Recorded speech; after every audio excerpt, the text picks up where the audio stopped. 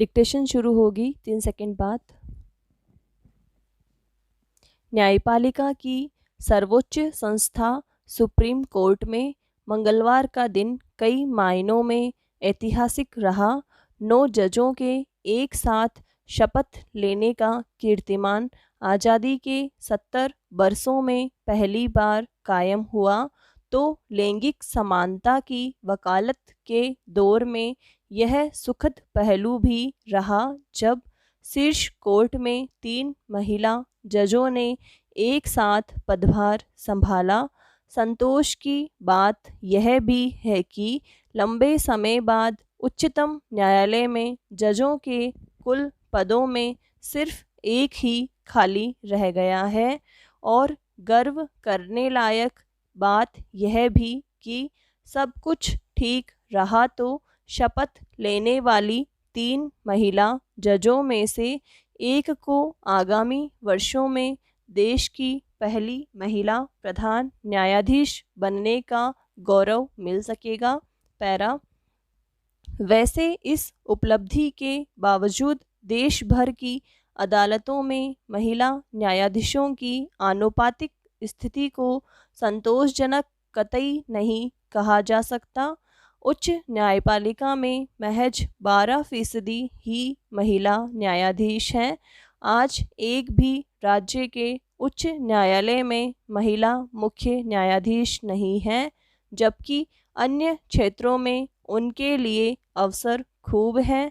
ऐसे में यह सवाल भी उठना स्वाभाविक है कि क्या महिला जजों व वकीलों को हाईकोर्ट व शीर्ष कोर्ट तक पहुंचने का मौका जानबूझकर कम दिया जाता रहा है।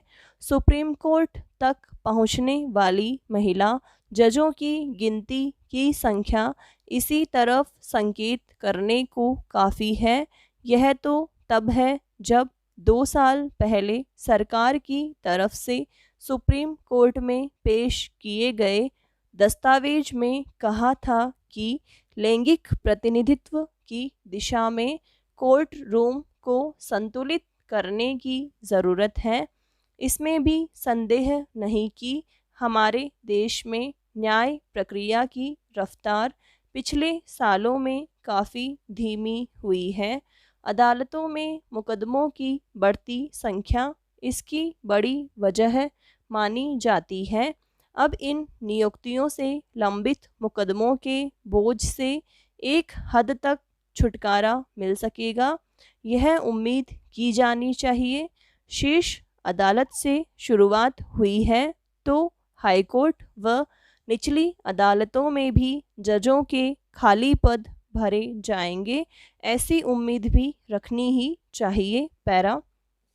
सवाल बड़ा है कि लंबित मुकदमों का बोझ कम करने के प्रयास ईमानदारी से क्यों नहीं होते। तारीख पर तारीख के बीच चलने वाली मुकदमेबाजी में घर परिवार तबाह होने की खबरें भी खूब आती है। जजों के सभी पद भरने पर भी त्वरित न्याय की पहल होना ज़्यादा ज़रूरी है। यह तब ही संभव है जब लंबित मुकदमों का बोझ कम हो और निचली अदालतों में न्यायिक अधिकारियों और हाईकोर्ट में न्यायाधीशों के पद भरे जाएं। पैरा। भारत ने पिछले कुछ वर्षों में स्वास्थ्य एवं पोषण के क्षेत्र में काफ़ी प्रगति की है। इसके बावजूद हमारे आंकड़े वैश्विक स्तर पर अच्छे नहीं हैं। वैश्विक भुखमरी इंडेक्स में भारत का स्थान 107 देशों में से 94वां है। यूनिसेफ के आंकड़ों के अनुसार भारत में 5 वर्ष से कम आयु के बच्चों में होने वाली आधी से ज़्यादा मौतें कुपोषण के कारण होती है। कुपोषण के कारण बच्चों में इन्फेक्शन एवं अन्य बीमारियों का खतरा कई गुना बढ़ जाता है। कुपोषण सामाजिक, आर्थिक एवं स्वास्थ्य से जुड़ी जटिल समस्या है। पैरा। कुपोषण के बारे में जन जागरूकता को बढ़ाने के लिए अंतर्राष्ट्रीय स्तर पर 1973 में पोषण सप्ताह की शुरुआत की। इसके आधार पर भारत सरकार ने 1982 में भारत में राष्ट्रीय पोषण सप्ताह की शुरुआत की। यह सप्ताह 1 सितंबर से 7 सितंबर के बीच में पूरे देश में मनाया जाता है। इस सप्ताह का मुख्य उद्देश्य पोषण के बारे में जागरूकता फैलाना, कुपोषण से बचाव के उपायों के बारे में जागरूकता बढ़ाना तथा आमजन में स्वस्थ जीवन शैली को बढ़ावा देने के प्रयास करना है।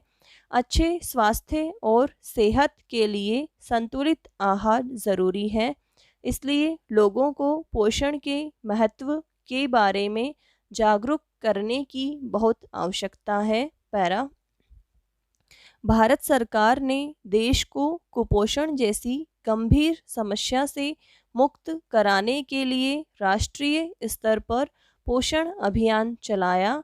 इसी पोषण अभियान के अंतर्गत 2018 से देश में सितंबर माह को पोषण माह के अंतर्गत आमजन को जागरूक किया जा रहा है ताकि वे अपनी जीवन शैली और खाद्य शैली को बदल सकें।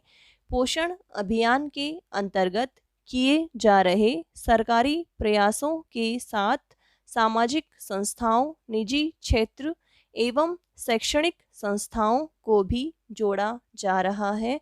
इन सब प्रयासों का लक्ष्य आमजन में विशेषकर कुपोषण से प्रभावित आबादी में जागरूकता लाना तथा पोषण के लिए मांग को बढ़ावा देना है।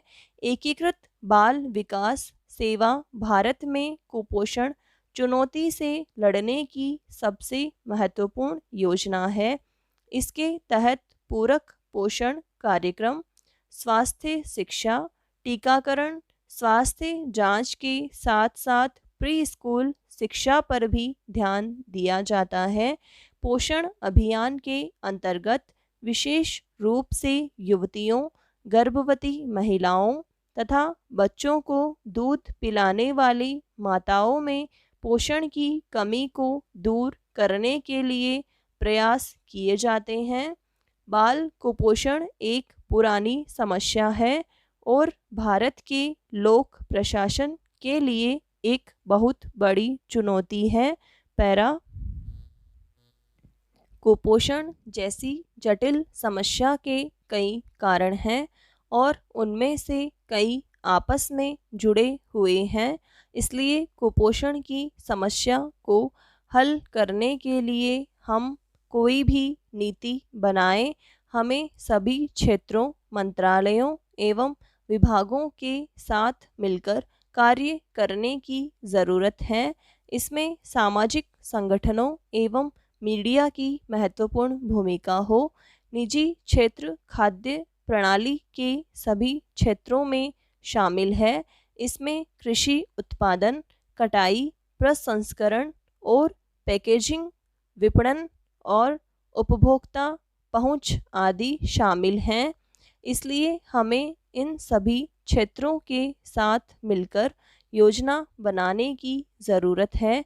विशेष रूप से स्वास्थ्य मंत्रालय तथा महिला एवं बाल विकास मंत्रालय को नेतृत्व करने की ज़रूरत है।